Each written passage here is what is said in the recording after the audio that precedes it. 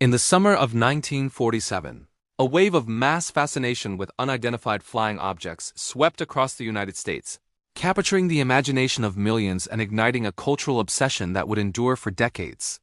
The phenomenon traces its origins to June 24th of that year, when a private pilot named Kenneth Arnold reported witnessing 9 luminous, fast-moving objects near a mountainous region outside Seattle, Washington.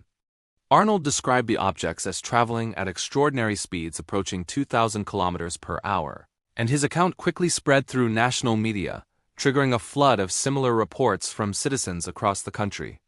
Within a matter of weeks, sightings were being documented from virtually every corner of America, and journalists began drawing connections between the locations of these reported sightings and known atomic testing sites, suggesting that whatever these objects were, they seemed to gravitate toward areas of significant military and scientific activity. The story took a dramatic turn when a rancher named Mac Brazel, working on his property in New Mexico, discovered a collection of unusual debris scattered across his land, including what appeared to be thin metallic foil, rubber materials, and lightweight wooden fragments. Puzzled by the nature of these materials and wondering whether they were connected to the ongoing UFO reports, Brazel brought the debris to the attention of local law enforcement in Roswell on July 7th, which in turn drew the interest of Colonel William Blanchard, the commanding officer of the Roswell Army Airfield. The following day, the airfield issued a remarkable public statement claiming that personnel had recovered one of the so-called flying discs that had been the subject of so much national speculation. The announcement was extraordinary and sent shockwaves through the media, but it was retracted almost immediately. Within 24 hours, military officials reversed course entirely, announcing that what had actually been recovered was nothing more than a conventional weather balloon. Photographs were released showing an officer posed alongside what appeared to be the remains of a standard meteorological device, and the story, at least on the surface, seemed to dissolve. Public interest waned, and the media moved on, apparently satisfied with the official explanation. Decades later, however, the Roswell incident was resurrected with renewed intensity. By the late 1970s, fresh rumors began circulating about an alien craft having crashed in the New Mexico desert, with some accounts claiming that extraterrestrial beings had been aboard and that at least one had survived. In 1980, one of the military officers originally involved in recovering the debris published an account asserting that the materials he had examined were unlike anything produced on Earth, reigniting widespread speculation and lending new credibility to those who had never accepted the weather balloon explanation. From that point forward, the Roswell incident became a cornerstone of American UFO mythology, and the theories surrounding it grew increasingly elaborate, with claims that the United States government had not only recovered alien technology, but was actively studying it at a classified facility in the Nevada desert, a location that had come to be known by the deceptively simple designation of Area 51. Area 51 is a genuine United States military installation situated in the remote expanse of the Nevada desert, far removed from any significant civilian population center. Access to the facility is strictly prohibited, with the surrounding perimeter marked by prominent warning signs advising that photography is forbidden, and that any unauthorized entry will be met with severe consequences. The profound secrecy surrounding the base, combined with its extreme geographic isolation, made it a natural focal point for speculation. And over the years, it became synonymous in popular culture with government concealment of extraterrestrial life. To understand how a legitimate military research facility became the world's most famous conspiracy theory landmark, it is necessary to examine the Cold War context in which it was created. Following the conclusion of the Second World War, the United States and the Soviet Union entered into a prolonged and deeply anxious geopolitical standoff, each nation acutely aware that the other possessed nuclear capabilities of devastating magnitude. American military and intelligence officials recognized that effective espionage was essential to national security, and in particular that monitoring Soviet nuclear activity required aircraft capable of operating at altitudes and speeds beyond anything then publicly known to exist.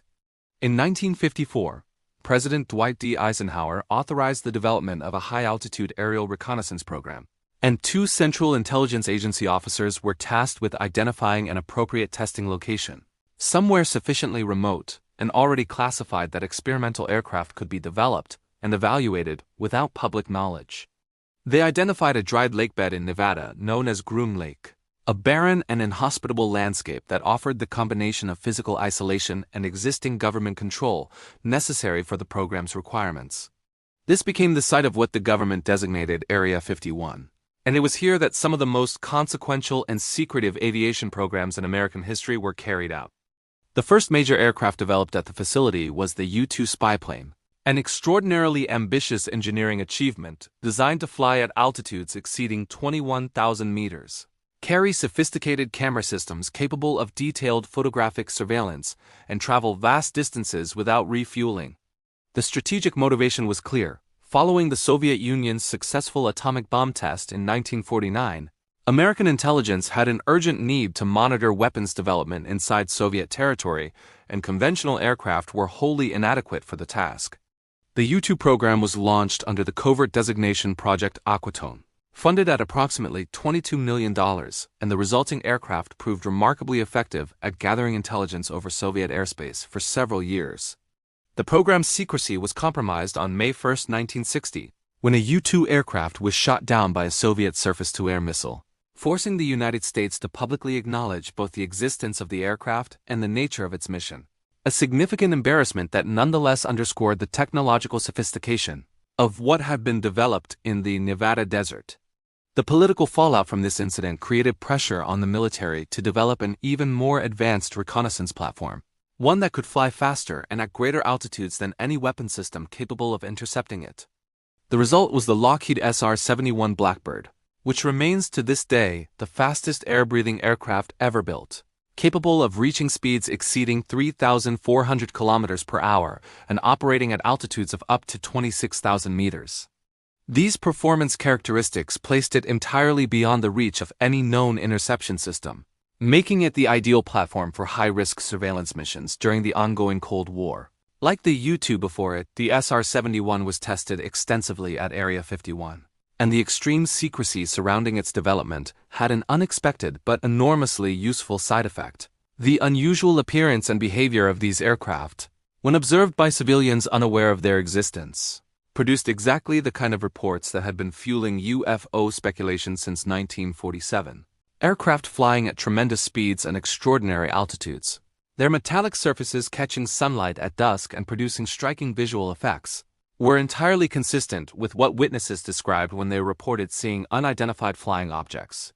American intelligence officials recognized this dynamic and made a deliberate decision to allow UFO speculation to continue unchallenged rather than risk revealing the true nature of their classified programs.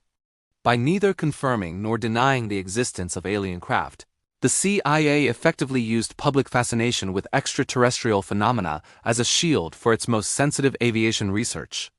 This strategy extended to the Roswell incident itself, where allowing the initial story about a recovered flying disc to circulate briefly before being replaced by the innocuous weather balloon explanation served the dual purpose of acknowledging public curiosity, while ultimately deflecting serious scrutiny. In 1994, the United States Air Force formally disclosed that what had actually been recovered near Roswell in 1947 was debris from a classified surveillance balloon developed under a program known as Project Mogul, which had been designed to monitor Soviet nuclear tests by detecting acoustic signatures transmitted through the upper atmosphere. The revelation answered many of the central questions surrounding the incident, though by that point decades of accumulated mythology proved resistant to straightforward factual correction, particularly given the government's own history of issuing contradictory statements on the matter. The erosion of public trust in official accounts meant that even credible and well-documented explanations were received with skepticism by those already committed to alternative interpretations.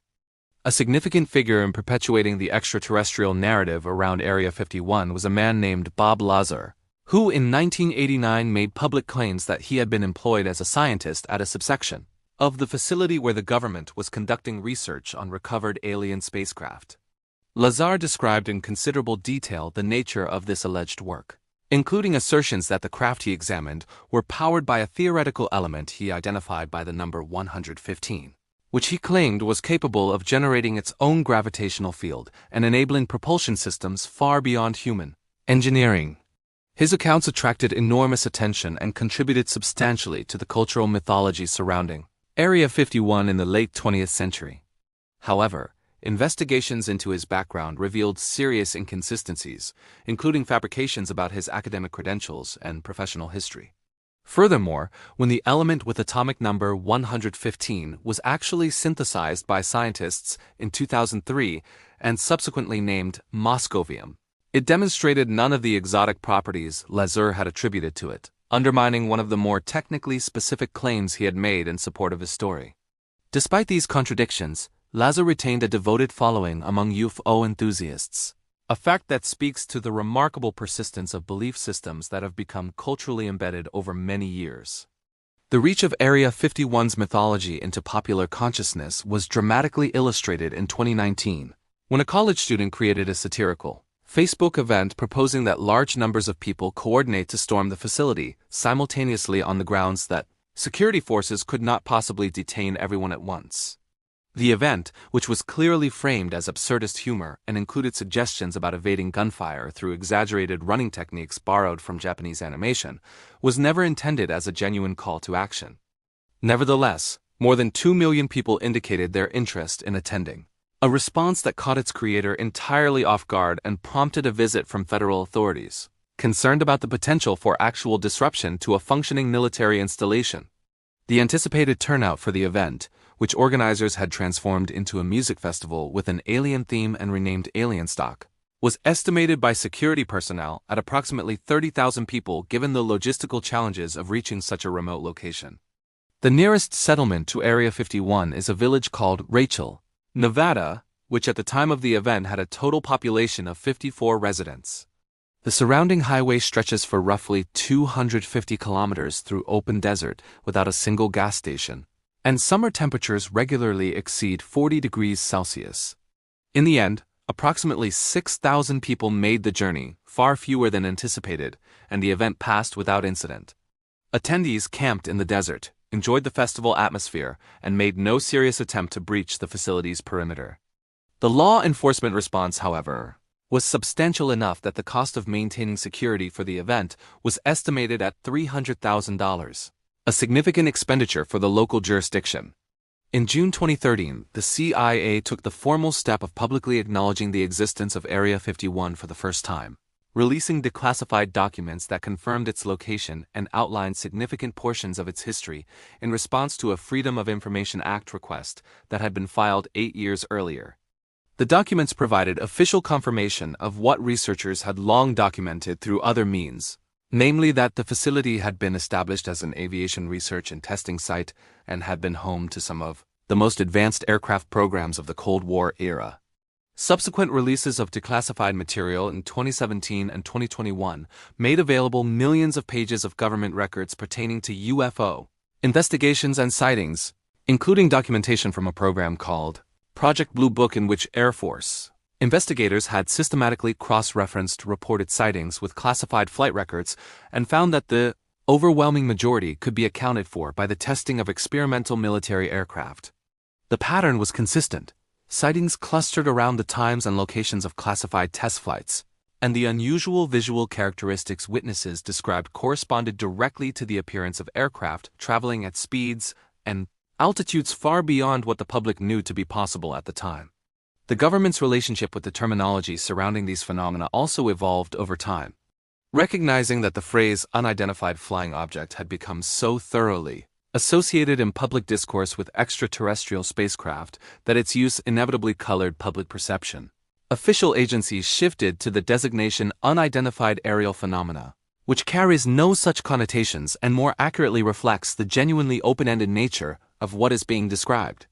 An unidentified aerial phenomenon is simply something observed in the sky that cannot immediately be explained, a category that encompasses a wide range of possibilities including foreign military technology, atmospheric events, sensor malfunctions, and, in a smaller number of cases, phenomena that remain genuinely unexplained even after thorough analysis. In December 2020, Congress directed the Director of National Intelligence and the Secretary of Defense to compile and release all available records on unidentified aerial phenomena, and in August of that year, the Department of Defense established a dedicated UAP task force charged with detecting, analyzing, and cataloging such observations on an ongoing basis, explicitly citing national security as the motivation. Senior officials involved in these efforts have been careful to distinguish between acknowledging that certain aerial phenomena remain unexplained and concluding that any of them are of extraterrestrial origin, a distinction that is often lost in popular coverage of the subject. What the record of declassified disclosures makes clear is that the phenomenon of unidentified aerial sightings is real in the sense that credible observers, including trained military pilots using sophisticated sensor equipment, have documented things they cannot identify, but that the gap between acknowledging unexplained observations and confirming the existence of alien visitors remains vast and has not been bridged by any evidence that has entered the public domain. Area 51 itself continues to function as an active military research installation, and the nature of what is currently being developed there is, by definition, not publicly known. What is evident from the historical record is that the secrecy surrounding the facility has never been about concealing contact with extraterrestrial life, but has consistently reflected the straightforward and entirely terrestrial imperative of protecting cutting-edge military technology from foreign intelligence services. The extraterrestrial mythology that grew up around the facility was, in significant part, a product that served government interests during the Cold War. Useful precisely because it redirected public curiosity away from the actual classified programs being conducted there. That this mythology proved so durable, outlasting even repeated official disclosures and rational debunking, is a testament to how effectively a compelling narrative, once established, resists revision, and to how naturally human imagination fills the spaces left by institutional secrecy with explanations that feel more dramatic and meaningful than prosaic institutional reality.